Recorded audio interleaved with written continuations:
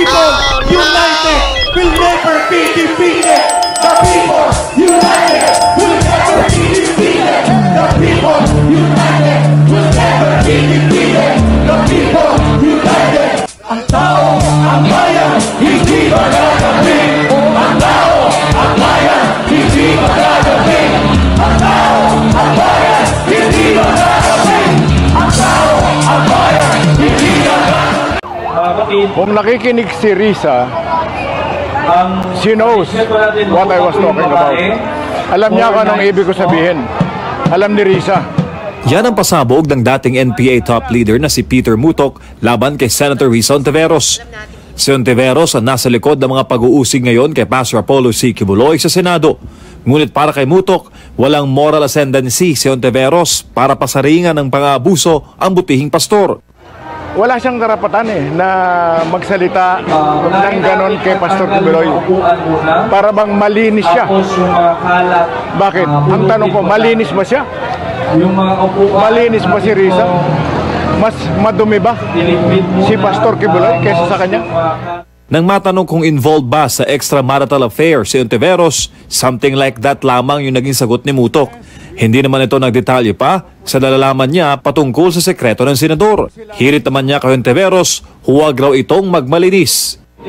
Kapag hindi niya tinigilan yung kanyang pinagagagawa na yan, meron na talagang magsasalita. Ako ayokong hanggat maaari, kasi ayokong maging personal ito, no? Pero masyadong personal ang pag-atake niya kay Pastor Quiboloy. Personal na kilala ni Mutok si Pastor Apollo at batid na sinisiraan lamang ito ng mga witness sa Ontiveros. At kung makaharap man daw niya ng personal ang senador, ito ang sasabihin niya. Itigil mo yan dahil walang pupuntahan yan. Nakita mo nangyayari. Nahahalungkat din ang kababuyan mo. Kung mambabato ka ng tao, huwag kang tatayo sa kung ang bahay mo kung ang bahay mo ay puro salamin, kung ang bahay mo ay puro salamin, huwag kang mambabato ng tao sapagkat pag binato ka, sabog ang bahay mo. Yan ang matapang na pambungad na mensahe ng Laban Kasamang Bayan anchor ka Eric Celis na sinabayan ng mga libo-libong taga-suporta ng The Kingdom of Jesus Christ o KOJC sa unang araw ng 7-day prayer rally sa Liwas ng Bonifacio sa lungsod ng Manila. Ang 7-day rally ng Laban Kasamang Bayan ay inorganisa ng KOJC para ipanawagan ng hustisya para kay Pastor Apollo C. Quiboloy at ang pananagutan ng gobyerno sa taong bayan sa kalayaan at kapangyarihan nitong ibinigay sa mga nakanuklok sa pwesto. Yan ang boses na hindi mapipigilan ni Martin Romualdez, ni Lisa Marcos at ni Bongbong Marcos. Ang tao, ang bayan, hindi magagaling. Ang tao, ang bayan, hindi magagaling.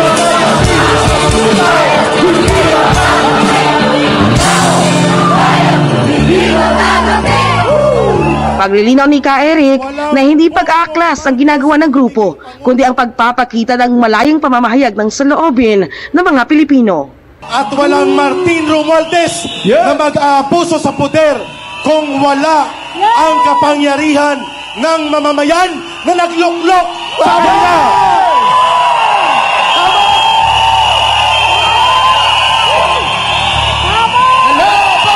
Ang pagtitipon na ito ay hindi pag-aaklas.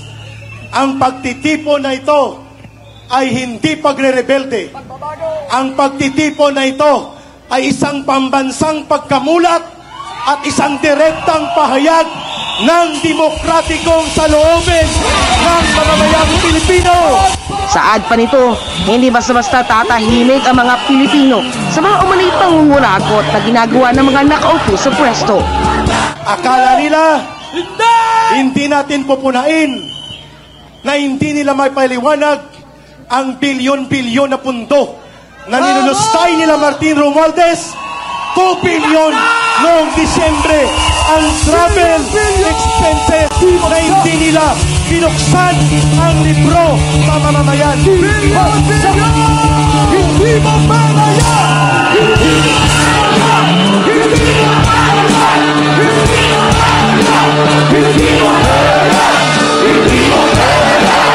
pa sa dating kadre na ang pagbabalik ng kaguluhan sa bansa at ang paglapastangan kay Pastor Apollo C. Kibuloy at sa SMNI ay pagpapakita lamang na may problema sa kasalukuyan. Sinabi pa ng dating kadre na ang pagbabalik ng kaguluhan sa bansa at ang paglapastangan kay Pastor Apollo C. Kibuloy at sa SMNI ay pagpapakita lamang na may problema sa kasalukuyang gobyerno na hindi na dapat hayaan ng mga Pilipino. Ang anumbalik ng pagkawala ng takot ng mga kriminal at sindikato, ang pamamayagpag ng mga infiltrators ng komunistang grupong CPP, NPA, NDF, ang paggamit sa poder at instrumento ng gobyerno para manalasa sa karapatang individual at mga batayang karapatang konstitusyonal ng mamamayan, kagaya ng pagpapahiya at pagturog sa pagkatao ni Pastor Kibuloy at paglapastangan sa SMNI ay palatandaan na may sakit ang uri ng pamunuan ng gobyernong ito. Hustisya! Hustisya! Hustisya! Hustisya! Hustisya! Pinitik din ito ang kangaroo court ni Senator Risa Hontiveros laban sa butihing pastor. Ay sinintensyahan na ng kangaroo committee ni Risa Hontiveros si Pastor Kibuloy at walang pagkilala sa mga batayan at fundamental na karapatan sa due process of law, equal protection of law at iba pang mga saligang karapatan na kinagarantiyahan ng konstitusyon para kay Pastor Kibuloy. Hinatulan na tayo ng National Tyrannical Commission na pinababayaan lamang ni Bongbong Marcos Jr. Hindi tayo papayag na mananatiling tahimik ang sambayanang Pilipino. Paanyaya naman ito na ang bawat Pilipino ay makiisa sa ginagawang prayer rally sa Liwasan Bonifacio. Ang prayer rally sa lugar ay magtatagal hanggang March 12. Para sa Diyos at Pilipinas kumahal, Margaret Gonzalez, SMNI News.